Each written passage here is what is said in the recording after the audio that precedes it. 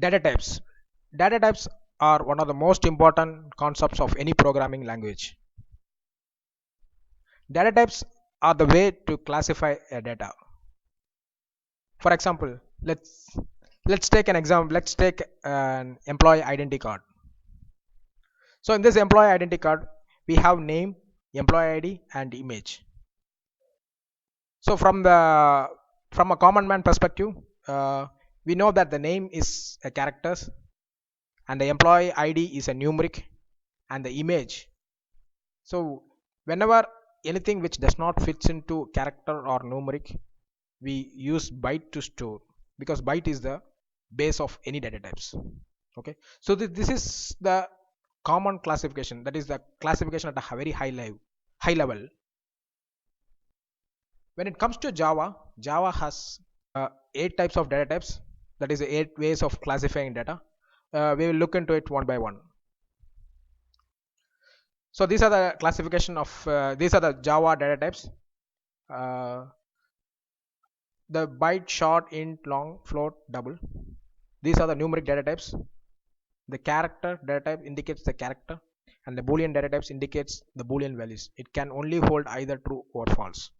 And the character, anything which represent characters has to use the character data types, and the rest of alls are numeric data types. Now let's look into the numeric data types one by one.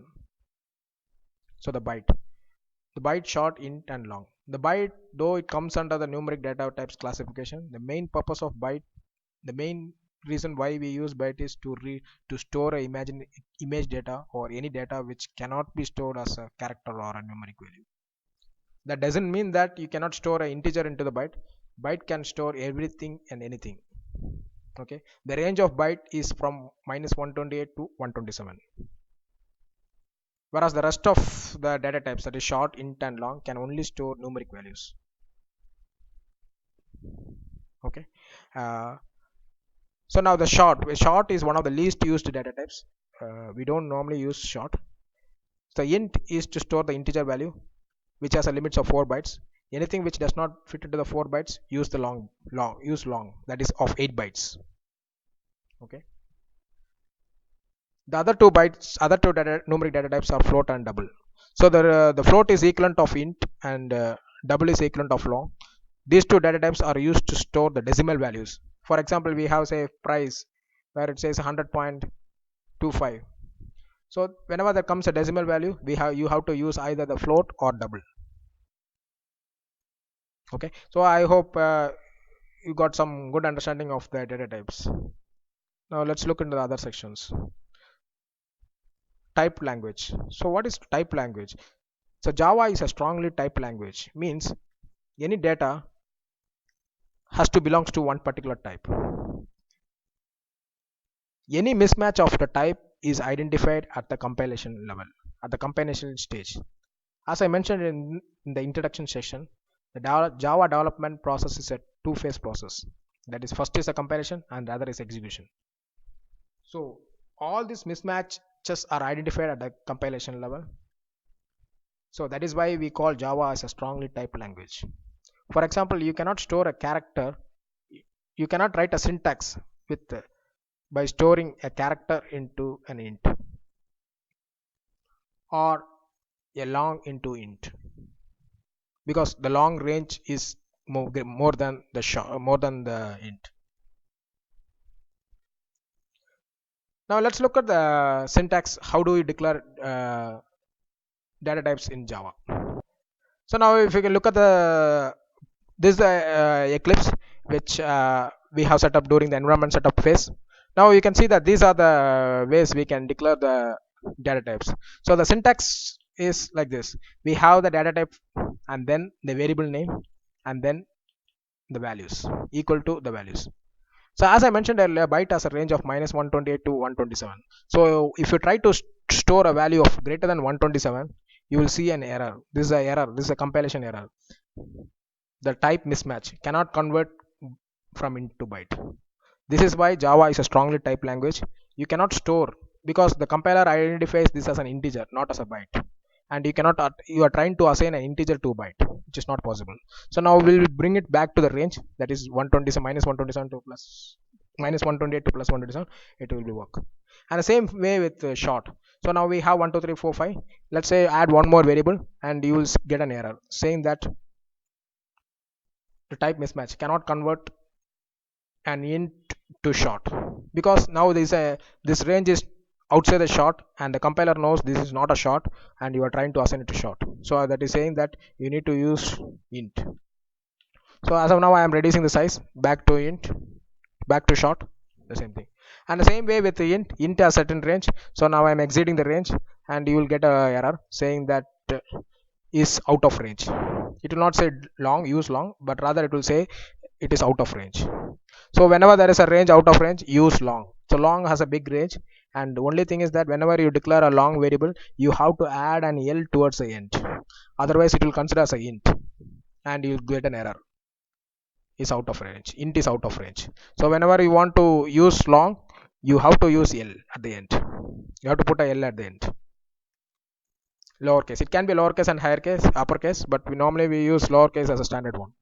And the next is the decimal values. If you want to use decimal, you have to use float or double. So float is for small decimal values and double is for long values. So, and here the catch is, for float you need to have a suffix f. Okay, if you remove the float you will get an error, so you need to put an f here. Whereas double, D is optional, you don't need to put a D, but even if you put a D, that is not an error. Okay, you don't have to put it D, by default it is double. Okay, so next is on the character data types, which is you have to put it in single quotes. Whatever character you have to put it in a single quotes. And next another thing is that string, which is outside the scope of data type, but I just want to discuss this because it is a group of characters. So for example, we say string equal to Java, and you can put any text here. All these things are string. String does not have any size limitation, you can put any number of values. And one more thing is that string is not a part of Java data type, it is a Java object. Okay, so let's not confuse what is object and all, we will look into that in the later section.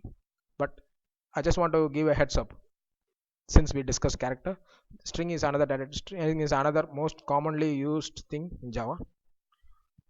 And next is on the boolean data type. So it can only hold either true or false, you cannot put any other values here, and it does not need any single quotes or double quotes, you just have to declare true or false. And in the Eclipse you might have noticed that whenever these data types are not, though these are data types and these are keywords as well, you cannot use this as a variable name, you cannot have byte like that. Okay, and you can see that in Eclipse all the keywords will have a color, highlighted color, difference in color, which shows that these are keywords. And similarly you can see that the true is also a keyword, true and false. Okay, whereas whatever you put in a double quotes is not a keyword, it's anything you can put it. Okay, and the same way with the integers, it's not a keyword, these are values. Now let's look at the arrays. So array is more like a container kind of thing, it can contain multiple data types, multiple data value datas of same type. For example, an int array can have multiple int values. For example, in this case I have an int array of size 5 and it has 5 int values, and the array index starts at 0. So we have an int array of size 5, that means we have the position starts from 0 to 4. Okay, and the syntax for int array is, we have the int, whenever we put an square bracket of near to the data type, it becomes array, so it indicates that it's array.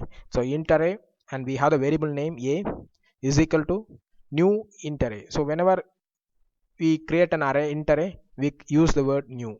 So new is a Java keyword which is used to create array, not just array, for any objects as well. We will cover the objects in the later section. So whenever we need anything which is outside data type, we need to have a new. Okay, so int array a equal to new int, and within the square bracket we put the size, what is the size of the array. So here we need an array of size 5, so we just put size 5, and then in the subsequent lines we see that a of 0 equal to 10, that means at the 0th position I am putting 10, and similarly up to 4, the 4th position I am putting 50. Okay, So this by way we can initialize the array and we can store the values. There is also another way, that is if you know all the array values, you can do it in one line. That is int array b equal to new, again new, int array within the angle bracket, within the square bracket. We don't have to give the size, because you know the value itself. You just put a curly brace and put all the values together, and JVM will knows that size of the int array, and it will create the size int array 5, and it will stores the values in the same order, in the same index. Okay, so this is all about array. And array is not limited to int. It can have it can be used for any data types, for or any objects. Okay, whenever I say object, don't confuse it. As of now it's data type, let's keep it data type. So you can have array for all data types. Okay, so now let's go back to the our original ID card use case. So now this is the ID card use case, and now we covered the Java data types, and now we will map this ID card to the Java data types. So now the name here is string and the employee ID is a long. The reason why we have long not int is we don't know the size, so we better play it safe, that is we use long. And the next is the image.